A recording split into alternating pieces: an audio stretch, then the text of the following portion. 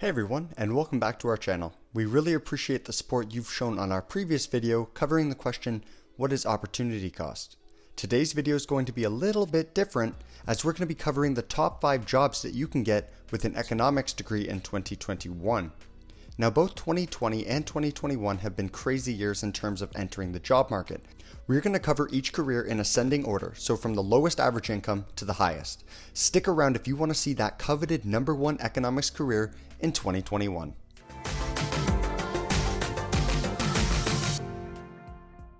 Hey there econ grads, so you've finally done it. You've invested 4+ years of your life in acquiring a degree in economics. And sure, you made your parents proud, you've attended your Zoom graduation ceremony, and you've given your grandmother a grad picture to hang on the wall. But now what?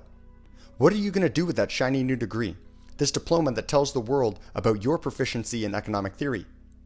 Well, consider this your graduation gift from all of us here at Think Econ as we go over the top 5 jobs for economics majors here in 2021. So kicking us off here at the number 5 spot, we've got an economist. Go figure, with an economics degree, you can become an economist. This year, the national average salary of an economist is $102,311 per year. Now, what does an economist do? Well, economists study financial trends related to stocks, bonds, spending, exchange rates, inflation, and more. They conduct specific research to develop forecasts and inform organizations like corporations and governments alike. So what are some companies hiring economists right now? Well, the US government, the Canadian government, and large banks such as the Bank of America or TD Canada Trust. Coming in at number 4 on our list is a compensation manager. This year, the national average salary of a compensation manager is $106,435 per year. Now, what does a compensation manager do? Well, compensation managers develop and administer an organization's compensation and benefits plans to employees, including retirement plans, such as 401ks or RRSPs, wellness programs, and more. They research and negotiate the best possible plans for employees and might also be responsible for presenting and answering employee questions about these plans. So where could you expect to work as a compensation manager?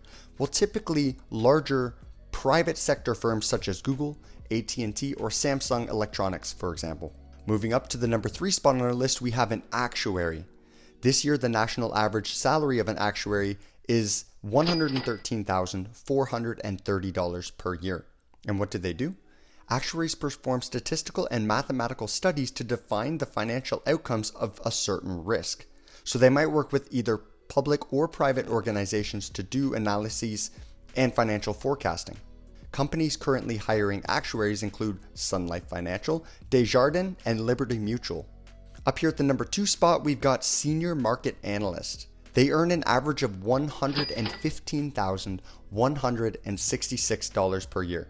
So what do these people do? Well, senior market analysts research and study data about the sale of products and services. They might work for a specific organization to study consumers and competitors in that industry, or market research for an entire firm.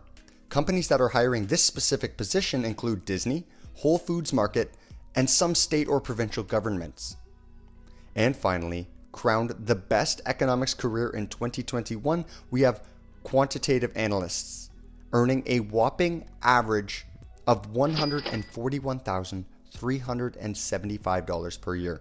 Now, what in the world are these people doing that earn them that kind of money? Well, quantitative analysts use a variety of mathematical and statistical methods to perform risk management and other finance-related studies.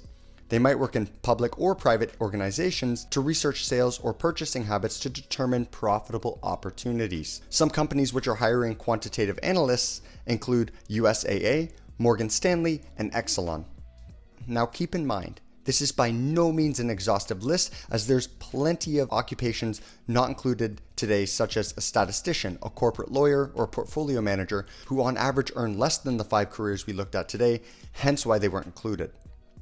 So let us know in the comments if you think we missed any, or you're curious about any other job opportunities for economists. We hope that this video has been an encouragement for you and that you put your economics degree to work. As we say every week, remember that our channel is just getting started and there is lots of content to come. If you liked the video and are excited to see more, let us know by liking the video, subscribing to the channel, and comment what sort of economic topics you'd like to see us cover in the future. As you now know, we are planning to begin with weekly videos, and how cool would it be for your video to be featured in the very next one? Thanks for watching this video, and we'll catch you in the next.